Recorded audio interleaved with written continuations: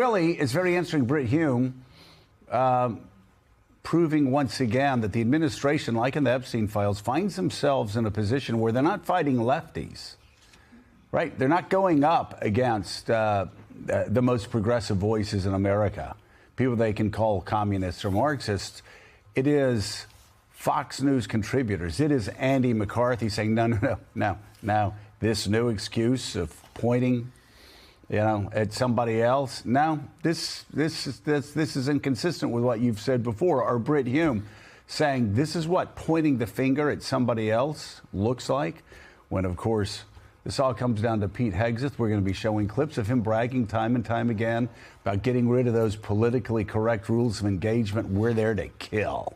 And I think most damningly, and this is just where the stupidity comes in. To have a strike on September 2nd, go on Fox and Friends September 3rd, to brag that you were there from beginning to end, and you saw the attacks beginning to end, the first attack, the second, and that it was all on you. It was all on you. I'm the he-man that carried out that strike. I mean, he again, this is something that, this is far worse than Signalgate, because Signalgate was, that was bad too. That was really bad. In this case, though, celebrational aspect of it. If you're Donald Trump, you don't want anything to do with this war crime that more and more conservatives, more and more Republicans, not lefties, Republicans, are saying it's deeply disturbing. This alleged war crime. It is frightening. And President Trump on Air Force One said, I wouldn't have ordered the second strike. No. He understands what's going on here. And a good barometer always is congressional Republicans. And you listen to them, even the ones who've defended Donald Trump on some of his worst moments, saying the most gracious you can hear is, well, let's wait till all the facts come out. They're not racing to defend him, most of them. And others are saying we need to launch a full investigation. We need to have hearings on this. This is deadly serious. This is a potential war crime. And you're right, the White House is caught in this moment right now where they're saying, well, yes, Defense Secretary Hegseth did order the second strike, but not to kill the people, just to disable the boat. The decision to kill the people, allegedly, is that of Admiral Bradley, a decorated admiral in the Navy. So that to push that admiral in front of the bus is not going to end well, probably, for Defense Secretary Hegseth. No. He's in a bind. The White House is in a bind, as we'll see in a moment, as the press secretary yesterday did her best in a nearly impossible situation. That was hard to watch. But Mika, make no mistake, right now, this is more Pete Hegseth's problem. Donald Trump's problem. And for the people inside the White House that have been worried about his leadership from the beginning, for Republicans on Capitol Hill, who you can talk to, Capitol Hill reporters will tell you that they look at Hegseth with absolute scorn. Some already did. They're willing, in this case, to give the president the benefit of the doubt that he didn't know about this second strike, but they're not going to give that benefit of the doubt to Pete Hegseth. Nor will the National Review, nor will the Wall Street Journal, nor will Fox News legal analysts like Andy McCarthy, nor will a lot of conservatives who are offended by this. Especially since he talked about it himself, Pete Hegseth, many times.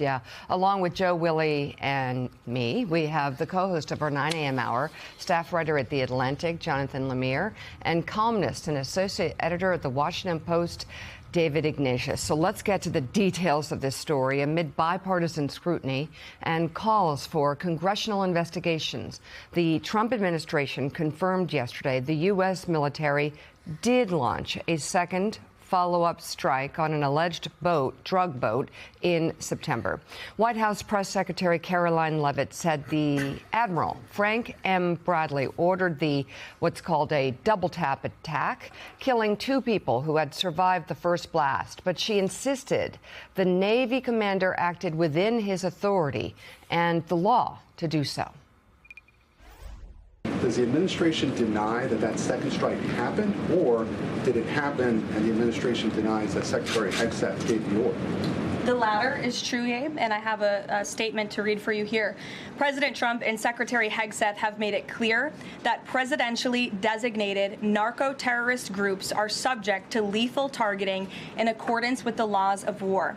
With respect to the strikes in question on September 2nd, Secretary Hegseth authorized Admiral Bradley to conduct these kinetic strikes. Admiral Bradley worked well within his authority and the law, directing the engagement to ensure the boat was destroyed and the threat to the United States of America was eliminated. To clarify, Admiral Bradley was the one who gave that order for a second strike. And he was well within his authority to do so. What law is it that allows no survivors? The strike conducted on September 2nd was conducted in self-defense to protect Americans in vital United States interests. The strike was conducted in international waters and in accordance with the law of armed conflict. And then on this pardon for the Honduran president, does it at all undercut the administration's messaging while you have these congressional Republicans defending the strikes on the narco-terrorists and then a pardon for a convicted drug trafficker? Does that make it more difficult for your members to defend your administration's policy? I don't think so, Jackie. I think that President Trump has been quite clear in his defense of the United States homeland to stop these illegal narcotics from coming to our borders, whether that's by land or by sea. Or by narco-terrorists that you basically get, or narco leaders that probably are responsible for shipping in as many drugs to the United States as anybody, and he gets a pardon. But I just want to go back to the point that is damning. Maybe people watching didn't see how damning this was for Pete Hegseth. But she said, yes, Admiral Bradley ordered the second strike, but he did it well within the authority that Pete Hegseth had given him. So the illegal orders, if they are found to be illegal, the double tap orders, if they're found to be illegal, according to the White House,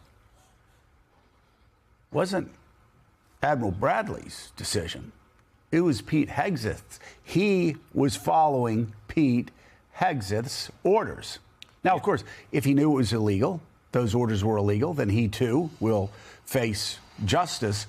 But ultimately, according to the White House yesterday, and the answers to those questions, it was Pete Hegseth who authorized the double tap strikes. And that wasn't the press secretary saying it off the cuff. That was something she read. That was a statement that they had worked up that she read.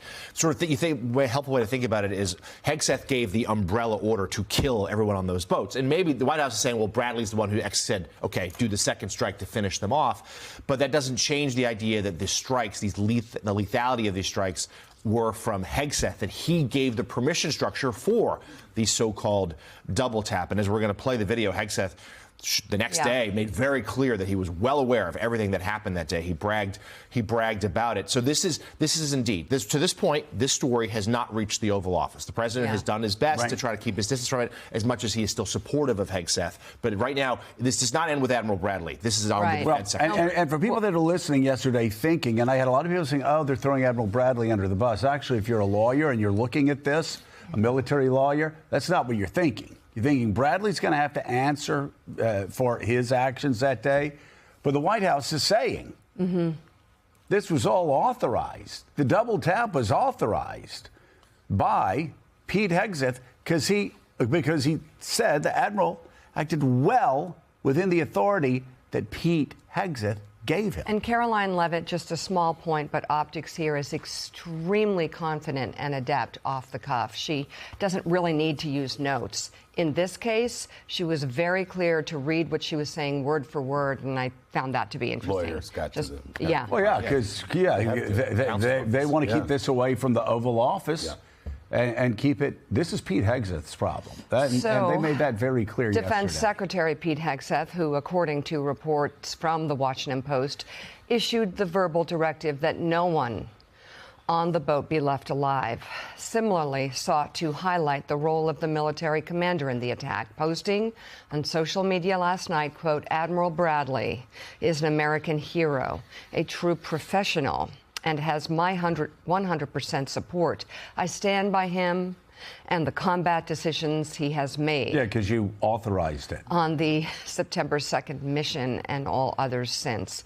Brit Hume of Fox News summarized that post by writing, quote, how to point the finger at someone while pretending to support him. Another Fox News contributor we mentioned, conservative commentator Andrew McCarthy, has another piece for the National Review on this story. This one titled, New Explanation, Hegseth did not order that all boat operators be killed. McCarthy writes in part, if it is true that he did not give the order, how odd was it that Hegseth's first two responsive posts over the weekend were exactly what you would expect from someone who did give such an order. First, the above unflinching declaration of intention to execute lethal strikes, and second, the cruder, we have only just begun to kill narco-terrorists. Even if one accepts the administration's dubious premise that our forces are in an armed conflict against non-state actors, the cartels, whose operatives are enemy combatants, the second September 2nd strike against the shipwrecked survivors of the first strike cannot be justified. I continue to believe, writes McCarthy, to the contrary, that none of the strikes can be authorized. The controversial second strike on September 2nd is singular only in that its lawlessness is more blatant. Well, Secretary Hegseth may be pointing the finger at Admiral Bradley, but as the Washington Post reports, it was Hegseth who ordered the strike on the survivors of the initial U.S. attack, saying, quote, kill them all. A day later, he went on Fox News, where he said this about the military operation. I can tell you that was definitely not artificial intelligence. I watched it live. We knew exactly who was in that boat. We knew exactly what they were doing, and we knew exactly who they represented. And that was Tren de Aragua, a narco-terrorist organization designated by the United States, trying to poison our country with illicit drugs. And so the Secretary of Defense admitting there, he watched the entire operation live. Just a few weeks after that, the Secretary gathered together America's top generals and commanders, where he told them to ignore the rules of engagement. We're training warriors, not defenders. We fight wars to win, not to defend. We also don't fight with stupid rules of engagement. We untie the hands of our warfighters to intimidate, demoralize, hunt, and kill the enemies of our country. No more politically correct and overbearing rules of engagement. Just common sense, maximum lethality, and authority for warfighters. David Ignatius, that was 3 weeks after the Washington Post reported he told the Admiral, kill them all. And that was after he admitted on Fox and Friends the morning after the strike that he watched the whole thing. And again, the intent was to kill, as Andy McCarthy said this weekend after the news broke in the Washington Post. He gleefully said, that's exactly what we did. Our job was to kill them all, in so many words. But I find the most damning thing what the White House said yesterday, which was that the Admiral, if he did order the double tap, the Admiral was acting completely within the discretion, or completely within the authority that had been given to him by whom? By Pete Hegseth, to kill them all. So, Joe, I think there are two strands of this that interest me particularly. First, this theme for Pete Hegseth, that the rules of engagement, these rules that are invented by lawyers, are obstacles to warriors. They're obstacles to the lethality that our forces need, and that it's time to surmount them. He attacked back in February the structure of legal advice at the Pentagon by firing the top judge advocate generals who give advice as to what orders are legal and which ones aren't. There is a second story that's going to play out, and we need to focus carefully on it, about exactly who said what when. Senator Roger Wicker, who's the chairman of the Senate Armed Services Committee, said yesterday they will have full video and audio records of exactly what happened on September 2nd as these strikes took place. Just to quote from an editorial in the Wall Street Journal this morning, you can bet senior military officers bought insurance on their own careers by recording the advice they gave and the directions they received.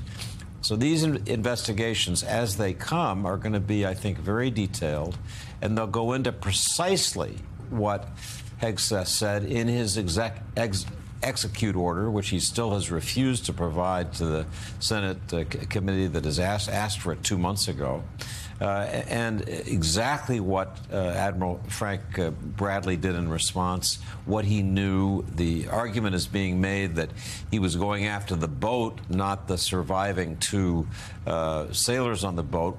We'll have detailed evidence to evaluate that claim as this goes forward. But I think the 2 points, Hegseth doesn't like the overall regime of rules against his warriors, and second, finding out exactly what was done here is going to be the work of Senate and House committees that I think, from what we can tell, take this very seriously and are going to carry it as far as it needs to go.